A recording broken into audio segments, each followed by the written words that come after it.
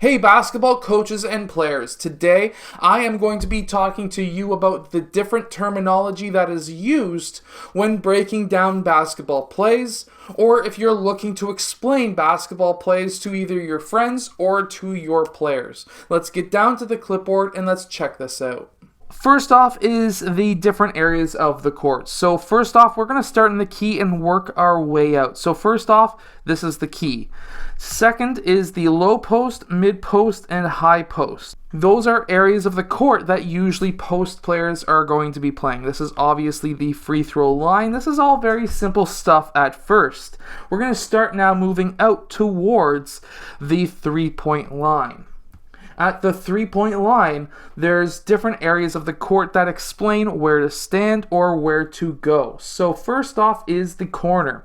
The corner is just like it basically sounds. It's literally the corner of the court between two different lines, the baseline and the sideline. Next is the wing. The wing is a very important area of the court. Many players prefer starting their moves out of this area of the court, and that's generally there.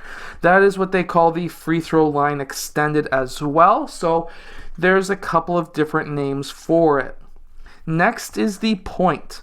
That is the top of the key, the top of the 3-point line, and that's generally where the point guard will be able to start calling plays, but that's not always the case. Sometimes the point guard will call a play on this side if he's running a 5-out or something similar. Next is a screen, but there are a few different basic versions of the screen. I'm not going to go through every single one of them like a flex or a flare, but I do have videos on that information. But a basic screen and roll is when you've got a player on your team who sets a screen for your defender. You're going to use that screen, and this player is then going to roll off towards the rim. This sometimes works really well when the defense switches, which means that now player 2's defender is now guarding player 1, and player 1's defender is now guarding player 2. There's sometimes mismatches that come out of that. And when we say mismatch, that's just basically saying one player is taller or shorter than the other. There's different mismatches for different things. So for example, if we had player 5 set a screen down for player 2 and player 2 popped out and player 5 and 2 on the defensive side switched, this would be a massive mismatch on both of these players, and there's a reason for that. Of course, player 5 is going to or should be able to destroy player 2, who is much shorter in the low post, and on the flip side, player 2 is going to be and should be much faster than player 5, so he should be able to drive past that player. Another type of screen that you'll probably hear of is called a pin down screen. Now, a pin down screen is when a player sets a screen down for the player in the low post, and on the flip side, if the player who was getting a pin down screen was out on the corner, that would be called is a corner pin down. Very simple terminology once you learn it. Now there are different movements when it comes to the basketball. So let's say we clear out one side and we want to do a V cut.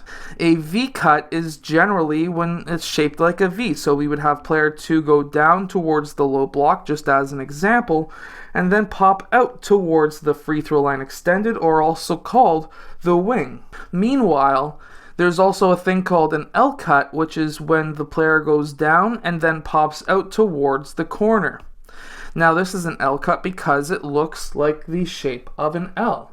And there's different things that can be used for each of these cuts. So for example, you can have player 2 go down into a V cut. Player 1 could pass player 2 the ball, and then player 1 could do a corner cut or a high corner cut, whatever you want to call it. Again, there's more terminology for you towards that corner. And now player 4 could set a back screen on player 5. Now, what's a back screen?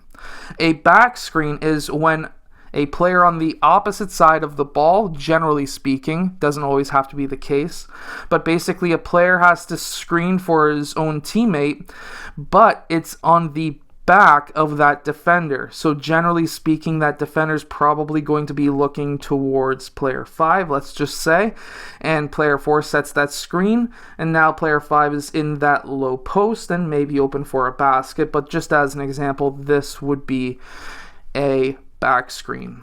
Another example of a back screen is if player 5, for example, set a screen on player 1 in this situation. Because player 1 is facing this way, his back is this way, which means that you're setting a back screen for player 1, and player 1 would then be able to cut towards the rim and possibly get that layup or dunk. Now, this is just some basic terminology, but I hope that at least helps you understand basketball plays a little bit better. But also, if you're using some of this terminology with your players, definitely share this video with your players so they understand what you're talking about. Anyways, I hope to see you again next time. If you're a basketball coach looking for a great defense, make sure to go check out my Unbeatable Basketball Zone defense down in the description below.